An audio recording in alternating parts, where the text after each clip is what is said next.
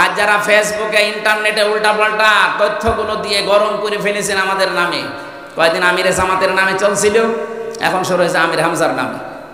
আমার মনের খবর আল্লাহ জানে না? এই কথা বলে না কেন? আমি যে মাজলুম মানুষ 3টা বছর ছেড়েছিলাম, কই একটা কথাও তো লেখেননি।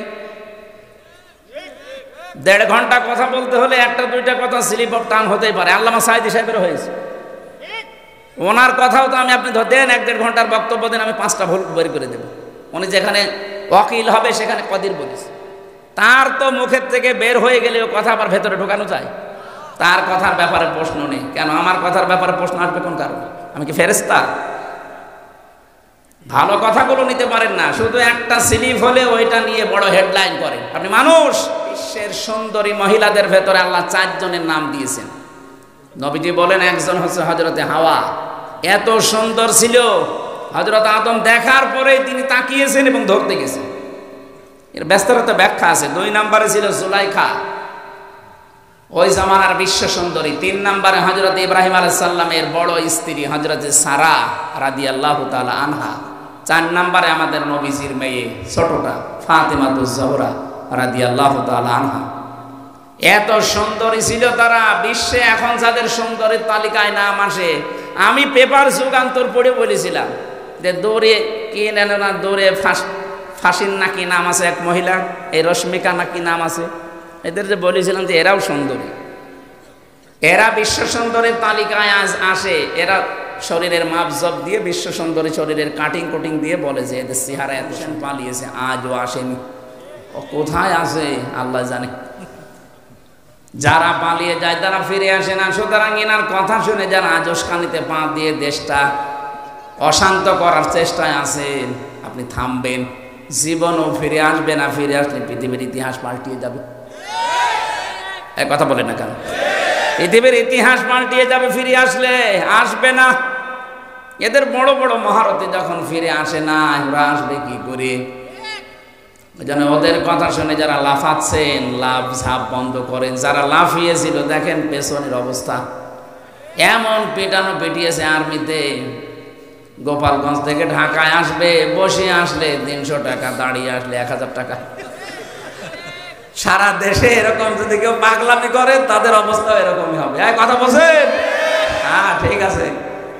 সুতরাং নাম পাল্টানোর হিড়িক এটা মুশরিকদের, এটা ইহুদিদের, এটা খ্রিস্টানদের। আমরা মুসলমান হয়ে অনেকে এটা আরম্ভ করেছিলাম। আমরা যেন সামনে পাগলামি আর কেউ না করি। সুতরাং জ্ঞান অনুযায়ী যারা আমল করবে তাদের বিরুদ্ধে ষড়যন্ত্র হচ্ছে, এটা হবে। আপনি এই যে কাটসাট করে বক্তব্যগুলো যখন ছাড়েন, আপনি হয়তো মারা যাবেন। আল্লাহ কিন্তু এই ব্যাপারে একটা কসম দিয়েছেন, নুন আল কলামি ওয়া ইয়াসতুরুন। এই যে সাংবাদিক বসে আছে, আল্লাহ বলেন কলমের কসম, সাংবাদিক যেটা দিয়ে লেখো ওই লিখিত জিনিসেরও কসম। আপনি হয়তো থাকবেন না, কিন্তু এমন জিনিস লিখে যাচ্ছেন আমার বিরুদ্ধে, মানবতার বিরুদ্ধে, আপনি মারা যাবেন, ওইটা কিয়ামত পর্যন্ত চলতে থাকবে। এই জন্য আমিরে জামাতের বক্তব্য যারা কাটসাট করে ছেড়েছেন, আপনি যদি ওনার কাছে তাওবা না করেন, মাফ না করেন, আপনার মাপ নেই, কারণ ওনার সম্মান আপনি নষ্ট করেছেন। কথা বলেন না কেন? আমার বক্তব্য যারা কাটসাট করে ছাড়েন এতদিন, আমি কথা বলি 1-1.5 ঘন্টা, আর সেটা কাটসাট করে 1.5 মিনিট দেয়। আমার রিমান্ডে সবচেয়ে বেশি কষ্ট দিয়ে সেই শয়তানরা এই 1.5 মিনিটের বক্তব্য নিয়ে 30 সেকেন্ড, 1 মিনিট, 1 মিনিট 10 সেকেন্ড এতটুকু নিয়ে এসে বলে হ্যাঁ এটা বলেছেন। আমি বললাম আগের কথা কই, পরের কথা কই, মাঝখানে যে কথা আছে এইটুকু দেন। মানে এটা দিয়ে আমি বোঝাতে চেয়েছি কি, আপনি কি বুঝলেন? সেদিন হযরতে হাওয়া আলাইহিস সালাম আর ফাতেমাতুজ জোহরার কোরআন এবং হাদিস অনুযায়ী তাদের একটা বর্ণনা দিয়েছিলাম যে তারা বিশ্বের সুন্দরী মহিলাদের ভেতরে আল্লাহ 4 জনের নাম দিয়েছেন। নবীজি বলেন একজন হচ্ছে হযরতে হাওয়া, এত সুন্দর ছিল হযরত আদম দেখার পরেই তিনি তাকিয়েছেন এবং ধরতে গেছেন। এর ব্যস্ততা ব্যাখ্যা আছে। 2 নম্বরে ছিল জুলাইখা, ওই জামানার বিশ্ব সুন্দরী। 3 নম্বরে হযরত ইব্রাহিম আলাইহিস সালামের বড় স্ত্রী হযরতে সারা রাদিয়াল্লাহু তাআলা আনহা। 4 নম্বরে আমাদের নবীজির মেয়ে ছোটটা ফাতেমাতুজ জোহরা রাদিয়াল্লাহু তাআলা আনহা। এত সুন্দরী ছিল তারা, বিশ্বে এখন যাদের সুন্দরীর তালিকায় নাম আসে, আমি পেপার যুগান্তর পড়ে বলেছিলাম যে দৌড়ে কি না দৌড়ে ফাসিন নাকি নাম আছে এক মহিলা, এই রশ্মিকা নাকি নাম আছে, এদের যে বলেছিলাম যে এরাও সুন্দরী, এরা বিশ্ব সুন্দরীর তালিকায় আজ আসে। এরা শরীরের মাপজব দিয়ে বিশ্ব সুন্দরী শরীরের কাটিং কুটিং দিয়ে বলে যে এদের চেহারা এত সুন্দর। তো এদের চাইতে কোরআনে বর্ণিত হাদিসে বর্ণিত সবচাইতে বেশি সুন্দরী ছিল আল্লাহর দৃষ্টিতে, আল্লাহ যেহেতু বানিয়েছেন নিজের হাতে, হযরতে হাওয়া। কে? আমি একটা উদাহরণ দিলাম যে এই সুন্দরীগুলো যদি আজ সব প্রদর্শন করে, রূপ সৌন্দর্য প্রদর্শন করা যদি জায়েজ হতো, তাহলে আলাইহিস সালাম সব দেখিয়ে বেড়াতেন না? কথা বলেন না কেন? আর সেইটা আগের কথাও দেয়নি, পরের কথাও দেয়নি, দিয়েছে যে আমির হামজা রশ্মিকার জীবনের সৌন্দর্যের কাটিং কুটিং সব তুলে ধরলেন। এটা দিয়েছে আবার পত্রিকায়, জনকণ্ঠে, কালের কণ্ঠ। এই যে কয়েকটা পত্রিকার নাম বলেই বলছি, যদি এই পত্রিকাগুলো কেনেন আপনি বাচ্চাদের টয়লেট সাফ করবেন, তাছাড়া ও কোনো কাজ নেই। বিশেষ করে এই জনকণ্ঠটা, এটা জঘন্য কণ্ঠ। কোরআনের পাখি শহীদ আল্লামা দেলাওয়ার হোসেন সাঈদী রহমাতুল্লাহ আলাইহি বলেছিলেন, এটা একটা জঘন্য কণ্ঠ মুসলমানদের বিরুদ্ধে, এর কোনো কথা বিশ্বাস করার মতো না। এই কারণে অধিকাংশ পত্রিকার উপরে মানুষের বিশ্বাসই উঠে যাচ্ছে। এই জন্য অন্যান্য সাংবাদিক যারা আছেন এদেরকে থামান, এদের মাথার তার মনে হয় হালকা কেটে গেছে। তাছাড়া কোন কারণে এটা লিখবে বলেন তো? এদের রেকর্ড হচ্ছে, কালকে ছড়াবে। যারা উল্টাপাল্টা এতদিন ছড়িয়েছেন, ভালোটা ছড়ান এবার। একটা মানুষের উপরে আন্দাজে এক দোষ চাপিয়ে দেন, যদি সেই লোকটা আসলে ওই দোষ না করে, আমি ওই দোষ ওরে আমি চিনি, ওই শয়তান রে। কিসের রশ্মিকা, কিসের দূরে, কি কি ছাতা খালি পড়িয়েছি, ওরা দেখার মতো সময় আছে আমার? কোরআন শরীফ পড়ে শেষ করতে পারি না, রশ্মিকা দেখবো কোন সময়? আর ওরা উল্টা পাল্টা লাগিয়ে আমারে কালার করেছেন। আমায় ইয়াকসিব খতিয়াতান আও ইসমা সুম্মা ইয়ারমি বিহি বারিয়ান ফাকাদ ইহতামালা বুহতানা ওয়া ইসমাম মুবিনা। সূরা নিসা 112 নম্বর আয়াত। দুনিয়াতে কেউ যদি নিজে অন্যায় করে আর অন্যায়টা একটা ভালো মানুষের মাথার উপরে চাপিয়ে দেয়, আল্লাহ বলেন যেন প্রকাশ্য পাপের বোঝা বহন করে নিয়ে বেড়াচ্ছে। আর যারা ফেসবুকে ইন্টারনেটে উল্টাপাল্টা তথ্যগুলো দিয়ে গরম করে ফেলেছেন আমাদের নামে, কয়েকদিন আমিরে জামাতের নামে চলছিল, এখন শুরু হয়েছে আমির হামজার নামে। আমার মনের খবর আল্লাহ জানে না? এই কথা বলেন না কেন? আমি যে মাজলুম মানুষ, 3টা বছর জেলে ছিলাম, একটা কথাও তো লেখেননি। 1.5 ঘন্টা কথা বলতে হলে 1-2টা কথা স্লিপ অফ টাং হতেই পারে। আল্লামা সাঈদী সাহেবেরও হয়েছে, ওনার কথাও তো আমি, আপনি দেন 1-1.5 ঘন্টার বক্তব্য দেন, আমি 5টা ভুল বের করে দেব। উনি যেখানে ওয়াকিল হবে সেখানে কদির বলেছে, তার তো মুখের থেকে বের হয়ে গেলে ও কথা আবার ভেতরে ঢোকানো যায়? তার কথার ব্যাপারে প্রশ্ন নেই কেন? আমার কথার ব্যাপারে প্রশ্ন আসবে কোন কারণে? আমি কি ফেরেশতা? ভালো কথাগুলো নিতে পারেন না, শুধু একটা স্লিপ হলে ওইটা নিয়ে বড় হেডলাইন করেন। আপনি মানুষ, যদি অন্যায় যা করছেন এটার জন্য তওবা না করেন, উল্টাপাল্টা ফতোয়া যারা দিচ্ছেন, ফিরে যদি না হাসেন, সাবধান না হন, আপনাকে দিয়ে আল্লাহ এই গুনাহ করাবে। আমার নামে যেমন লিখেছেন, আপনার নামে আরো 10 ডবল আল্লাহ লিখাবে, এরপর আপনার মরণ হবে। এই আয়াতের তাফসিরে আমি এইটাই পেয়েছি। নিজে অন্যায় করে, অন্যায়টা একটা মালনীর অপরাধ, মানুষ যে জানে না বোঝে না তার উপরে চাপিয়ে দেয়। ফাকাদ ইহতামালা বুহতানা ওয়া ইসমাম মুবিনা, সে যেন প্রকাশ্য পাপের বোঝা বহন করবে। এই 15.5 বছরে টের পাননি? নিরপরাধ মানুষকে ধরে ধরে বেকারে মিথ্যা মামলা দিয়ে, মিথ্যা সাক্ষী দিয়ে জেলে রেখেছে, তার জীবনটা নষ্ট করে দিয়েছে। যারা এই কাজে জড়িত ছিল, 1 টাকা আল্লাহ ছাড়ে না। এই কথা বলেন না কেন? আপনি ব্যারিস্টার সুমনের দিকে তাকান, মানবতার ফেরিওয়ালা সেজেছিল, আল্লাহ এত অপমান করেছে, ডিম মারে মানুষ। জেলে আমরা যাইনি, ডিম কিসের? মানুষ কান্নাকাটি করতো আদালত চত্বরে। আরে শয়তানদেরকে দেখলে এখন সি সি করে, কুত্তার বাচ্চা বলে গালি দেয়। দরবেশের মতো মানুষ। আমি যখন আদালতে উঠতাম, শুনতাম পুলিশ ভাইরা বলতো যে ওই উপরে আছে দরবেশ, ওখানে এসে ম্যাজিস্ট্রেটের সাথে, জজ মিয়ার সাথে কথা বলছে বসে বসে। কি সম্মান ছিল তার, দেখেছেন? কোথায় নামিয়েছে আজ? দাড়িতে পোজ দিয়ে একেবারে সফা করে ফেলেছে। ওরে জিজ্ঞাসা করছে, নাফরমান দাড়ি কাটলেন? আচ্ছা, বেশি ফতোয়া দেবেন না, দাড়ি রাখার জন্য জান বাঁচানো ফরজ। আমি সুন্নত ফেলে দিয়ে জান বাঁচানো ফরজ আদায় করেছি, ধন্যবাদ জানান, কিন্তু ধরা পড়ে গেলাম নৌকার কারণে।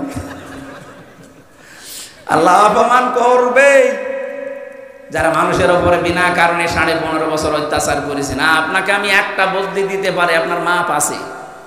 তাছাড়া আপনি জীবনেও মাপ পাবেন না। যার কাছে যে অপরাধ করেছেন 15.5 বছরে তার কাছে যে ক্ষমা চাবেন, আর তার যা ক্ষতি করেছেন ওই ক্ষতিপূরণ দেবেন। আমারটা আমি নিজে বলছি, 3 বছর আপনি আমাকে বিনা কারণে মিথ্যা মামলা দিয়ে আটক করে রেখেছিলেন, আমার পরিবারটা নষ্ট করে দিয়েছেন। এই কথা বলেন না কেন?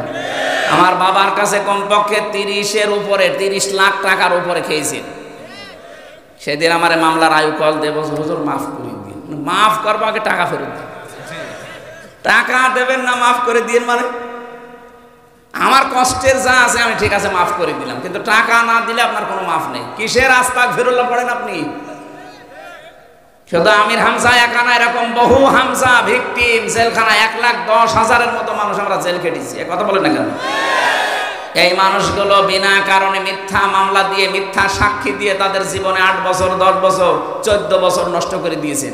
এখনো পর্যন্ত এটিএম আজহার হাফিজাহুল্লাহর জীবনটা নষ্ট করছেন মিথ্যা জিনিস দিয়ে। আন্দাজে এক কেস, এক মামলা লাগিয়ে দিলেন। এখন সেই আদালতে আপনাদের বিচার হবে গণহত্যার দায়ে। এখন টের পাবেন। একটা উপন্যাস পড়েছিলাম, দেখ কেমন লাগে। আমার তো মনে হচ্ছে এখন আমার বলা লাগবে সামনে যে দেখ কেমন লাগে। এই ট্রাইব্যুনালে দাঁড়িয়ে মাওলানা নিজামী, আলিয়া হাসান মুজাহিদ, শহীদ আব্দুল কাদের রহমতুল্লাহ আলাই, অধ্যাপক গোলাম আজম রহমতুল্লাহ আলাই, এই মানুষগুলোর নামে এই জায়গায় দাঁড়িয়ে বসে বসে রায় দিয়েছিলেন। এখন ওখানে বসে বসে আপনাদের বিরুদ্ধে রায় আসবে। তাদের তো মিথ্যা ছিল, আর আপনারটা পুরা সত্য। কারণ তাদের বিরুদ্ধে যে সাক্ষীগুলো দিয়েছিলেন সব সোনা সাক্ষী। সাক্ষী কি সোনা হয়? সাক্ষী মানে কি? শাহেদ। শাহেদ মানে উপস্থিত, যে দেখবে সে সাক্ষী দেবে। আর জন্ম 75 সালে, সাক্ষী দিয়েছে 71 সালে। কি গো? আর আপনি যা করেছেন এই গণহত্যার সাথে যারা জড়িত, এগুলো কিন্তু সাক্ষী শোনা না, এগুলো সব দেখা সাক্ষী। হ্যাঁ, কথা বলেন না কেন? এই 14 জন আমার কুষ্টিয়ায় জায়গায় মারা গেছে 5 তারিখ, এটা আমার দেখা সাক্ষী। আমি সাক্ষী দিতে পারবো না, আমি তো আর শুনে দিইনি, আমি দেখে দেখে দিচ্ছি। 2732 জন তালিকা পেয়েছিলাম সরকারি। এতগুলো মানুষের সাথে আপনারা জড়িত। দুনিয়া থেকে বিদায় করে দিলেন, প্রত্যেকটা অবিচার করে। 2780 জন প্রায় এখনো হাসপাতালে কাতরাচ্ছে। কারণ হাত নেই, পা নেই, কারো চোখ নেই, অন্ডকোষ উড়ে গেছে। আমি ফেরাউনের জীবনী পড়েছিলাম, ওখানে দেখতে পেয়েছি ওই জামানায় 7 জন জাদুকরকে হত্যা করেছিল ঈমান আনার কারণে। কয়জন? 7 জন জাদুকরকে হত্যা মানে এই যে বিপরীত দিক থেকে কেটে দিয়েছে, হয় এক হাত কেটেছে আর এক পা কেটেছে, পরে তারা দাপাতে দাপাতে মারা গেছে। তো বলেন যে 7 জন মানুষকে হত্যা করার কারণে যদিও ফেরাউন হয়ে থাকে, তাহলে যে লোকটা 2732 জন মানুষ ডাইরেক্ট হত্যা করলো, সে ফেরাউনের নানি দাদি এরকম কিছু হবে না? তার চাইতেও বড়। এজন্য দিন যত যাবে গণহত্যার সাথে যারা জড়িত তাদের উপর আল্লাহ ঘৃণা তৈরি করতেই থাকবে। সূরা নিসা 93 নম্বর আয়াত। আগাদিবাল্লাহু আলাইহি ওয়া লাআনাহু ওয়া আদ্দালাহু আযাবান আযীমা। কতগুলো শাস্তির কথা। আগামীতে যারা আসবে তারা যেন কোনো মানব হত্যার সাথে, গণহত্যার সাথে জড়িত না হয়, বিশেষ করে জুলুমের সাথে। সূরা নমল 19 নম্বর পারা 20 নম্বর পৃষ্ঠার 7 নম্বর লাইনের 52 নম্বর আয়াতে আছে, আল্লাহ পাক বলেন, ফাতিলকা বুয়ুতুহুম খাবিয়াতাম বিমা যালামু। ভালো করে শুনবেন, এখানে যারা আরবি গ্রামার জানে দেখেন, ফাতিলকা, তিলকার আগে ফা আছে, বাইতুন না দিয়ে বুয়ুত দিয়েছেন বহুবচন। আল্লাহ বলেন, হে নবী, এই যে এই সেই ঘরগুলো একটু দেখতে পারেন না?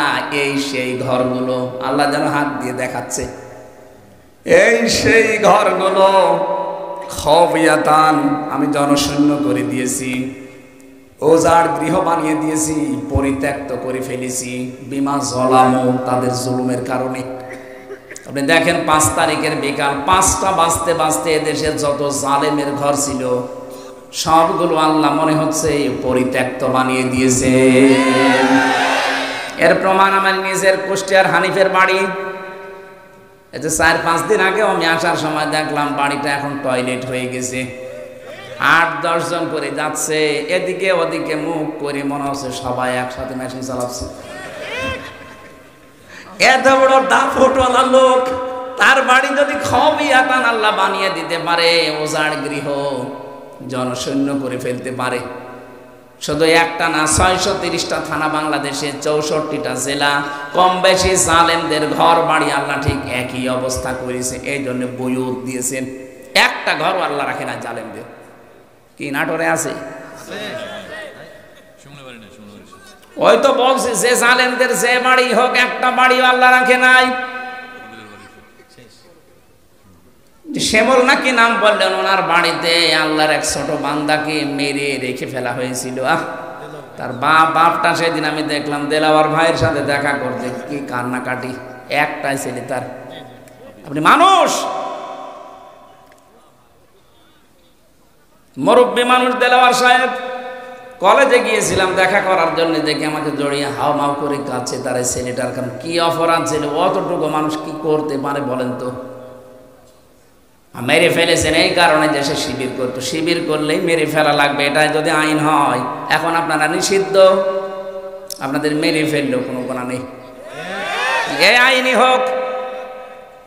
শিবিরের নাম শুনলে যদি আপনি মেরে ফেলা আপনার দৃষ্টিতে জায়েজ হয়ে থাকে, আপনারা যেহেতু সরাসরি নিষিদ্ধ, তাও রাষ্ট্রের পক্ষ থেকে, আপনাকেও মেরে ফেললে ওটাও তো আপনার ছেলে, আপনার ভাই, দেখেন কেমন লাগে।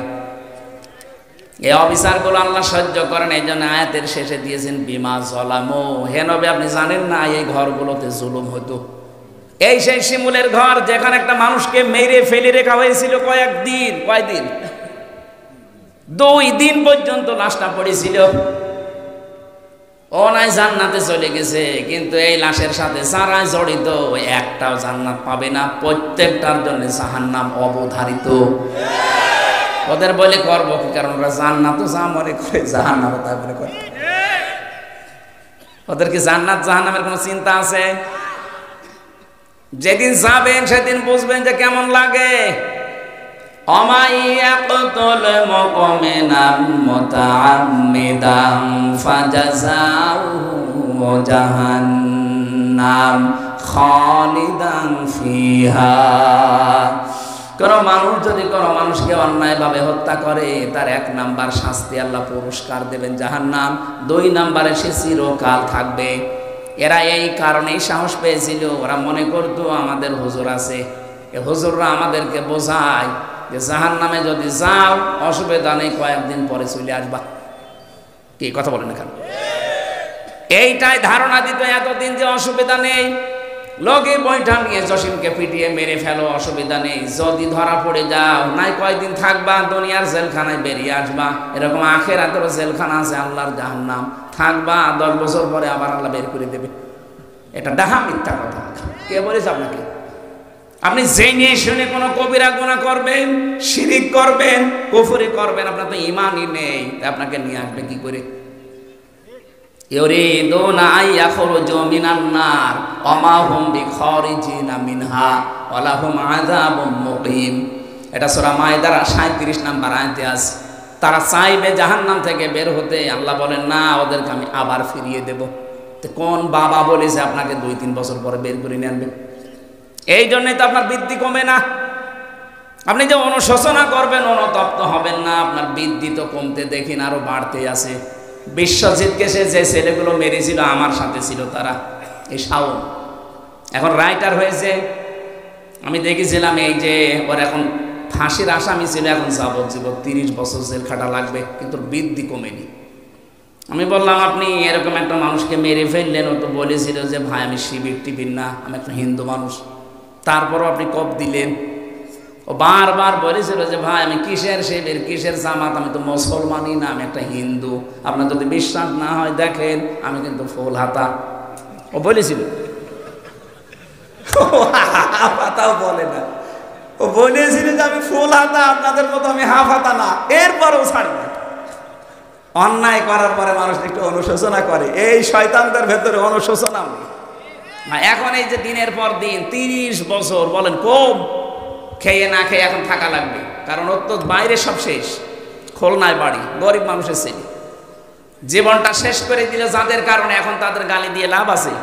এই জন্যই তো সতর্ক করি, এমন মানুষের সাথে থাকবেন না যাদের কাছে গেলে অস্ত্র তুলে দেয়। কথা বলেন না কেন? বিমা যালামু দেওয়ার কারণ আমি পেয়েছি তাফসিরে, আল্লাহ যেন আমাদেরকে তা দেখাতে চান, ইন্না ফি যালিকা লাআয়াতাল লিকাউমিন ইয়ালামুন। এখানে যারা আলেম থাকবে তারা বুঝবে, লা তাকিদ লামে। আল্লাহ বলেন এর ভেতরে শিক্ষা আছে জ্ঞানীদের জন্য। কি শিক্ষা? 15.5 বছরে ওদের যে শিকড় কত নিচে ছিল আপনি টের পাননি। এদেশে যারা রাজনীতি করে তাদেরকে জিজ্ঞাসা করেন ওদের শিকড় কত নিচে ছিল। 15.5 বছর ওরা একেবারে দারওয়ান থেকে সংসদ পর্যন্ত প্রতিটি জায়গায় শিকড় গেড়েছিল। আল্লাহ পাক বলেন এই শিকড়গুলো আমি আল্লাহ নিজে কেটে দিয়েছি। ফাকাতিআ দাবিরুল কওমিল্লাযিনা যালামু। এদের শিকড়গুলো শুধু কেটে দেয়নি হে নবী, আমি শুধু এদের শিকড়ই কাটলাম না, এর পরবর্তীতে যদি সত্যিই কোনো মানুষ ক্ষমতা পেয়ে জালেম হয়ে যায়, জুলুম করে, তাদের বাড়িঘর আমি আল্লাহ পরিত্যক্ত করে দেব। কোনদিন আমার চিন্তায় আসে না যে হানিফের বাড়ি এরকম পরিত্যক্ত হবে, অথচ এখন সে দেখেন ওটা জাতীয় টয়লেট। আমরা তো নিজেরটা বললাম, বাকি জেলা অবস্থা একই। কয়েকদিন আগে দিনাজপুর গিয়েছিলাম, কি দাপট ছিল তার বাড়িতে এখন জাতীয় টয়লেট। আপনি ঢাকাতে বড় বাড়িতে যেয়ে দেখেন মানুষের জামাতবদ্ধ হয়ে টয়লেটে যাচ্ছে। আমি একবার কাবা শরীফ তাওয়াফ করছিলাম, 7 চক্কর দেওয়ার পরে দেখি আমার শরীরটা কেমন কেমন লাগছে।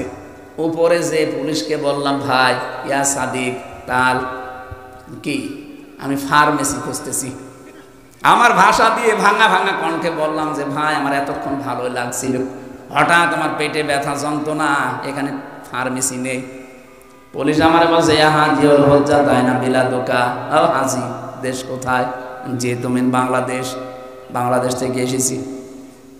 পুলিশ আমারে বলছে আপনি জানেন না এটা কোন জায়গা? আমি না তো। আবু জাহেলের বাড়ি। আপনি এখনো পায়খানা না করে দাঁড়িয়ে আছেন, তাড়াতাড়ি করেন। ওরে আল্লাহ, সত্যি পায়খানা করে দেখে আমার পেটের ব্যথা ভালো হয়ে গেছে। আমার মনে হচ্ছিল আল্লাহ আমাকে ধৈর্য জানাতে চাচ্ছে, হামজা এত টাকা খরচ করে আসলে আর এই শয়তানের বাড়ি পায়খানা না করে চলে যাবা। পেটের ব্যথা এমনি হয়নি, এই কারণে কথা বলেন না। কারণ আমার তো এটার সাথে মিলিয়ে দেখতে পাচ্ছি 15.5 বছরে যারাই জুলুম করেছিলেন, যেখানে করেছিলেন ওই জায়গাগুলো আল্লাহ অভিশপ্ত বানিয়ে দিয়েছে।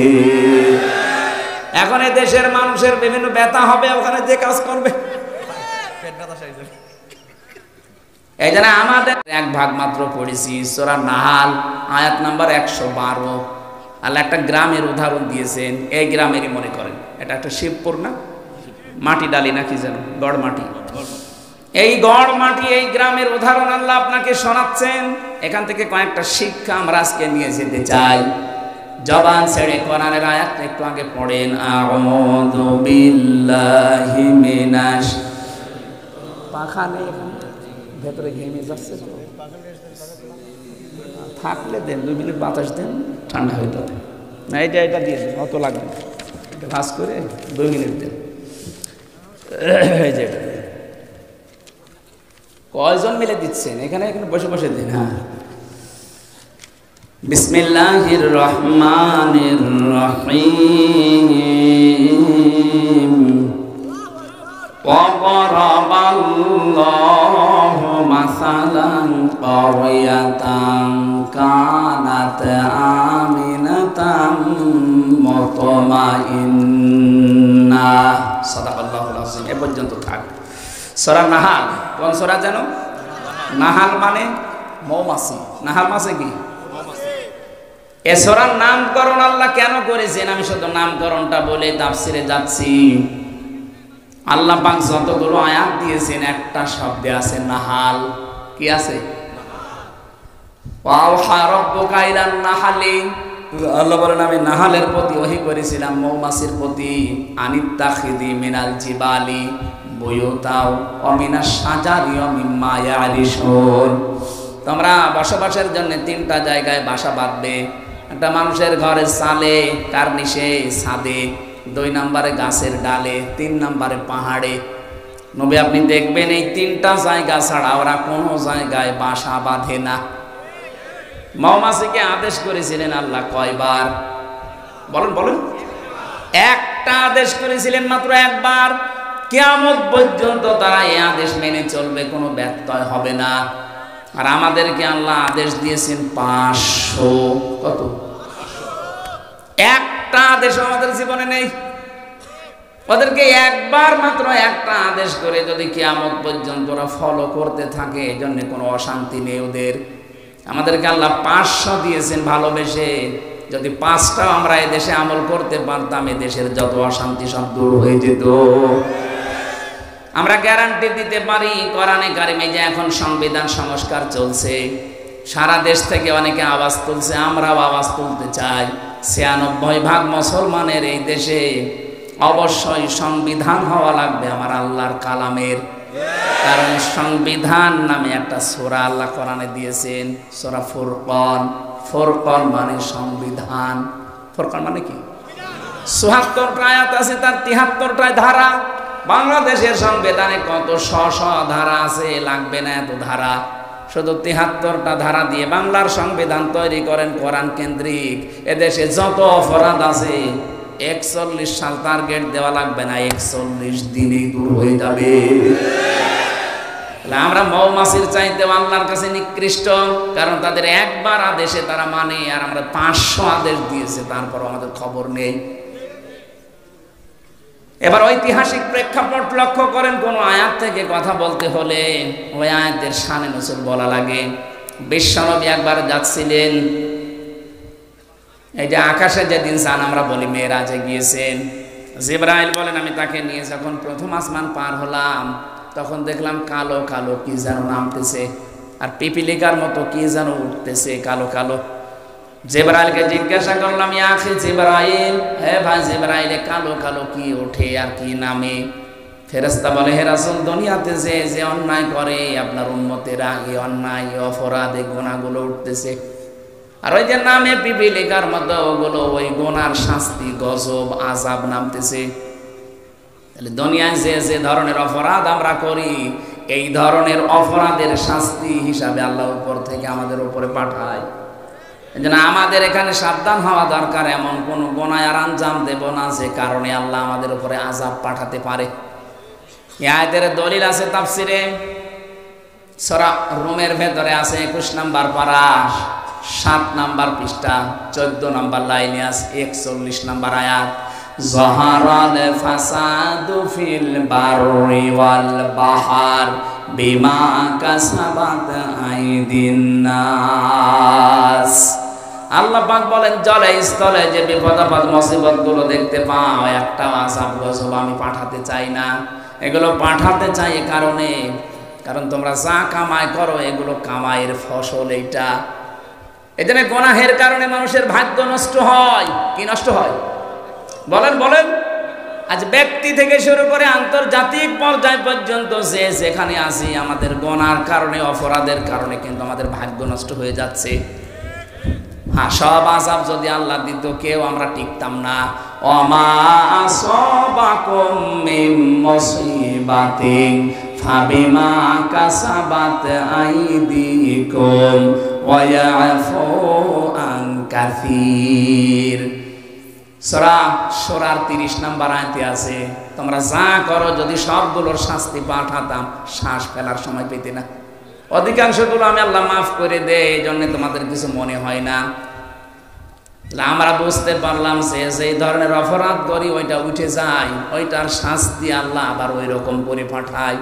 তাহলে ব্যক্তিগত জীবনে যদি আমরা অপরাধ করি প্রকাশ্যে এবং গোপনে, শাস্তি নামবে না? কথা বলে না কেন? আর যারা গোপন গুনাহ করেন, এই একটু গোপন গুনাহ যারা করেন, এই যে মোবাইলের মাধ্যমে, কম্পিউটারে, বিভিন্ন স্ক্রিনে গোপন গুনাহ যেগুলো আছে এগুলো বন্ধ করা লাগবে। গোপন গুনাহ কি? নিজে দেখলে আনন্দ লাগে, অন্য কেউ দেখলে লজ্জা লাগে, এটা গোপন গুনাহ। এরকম গুনাহ যদি কারো মোবাইলে থেকে থাকে এই মুহূর্তে ডিলিট করে দিন।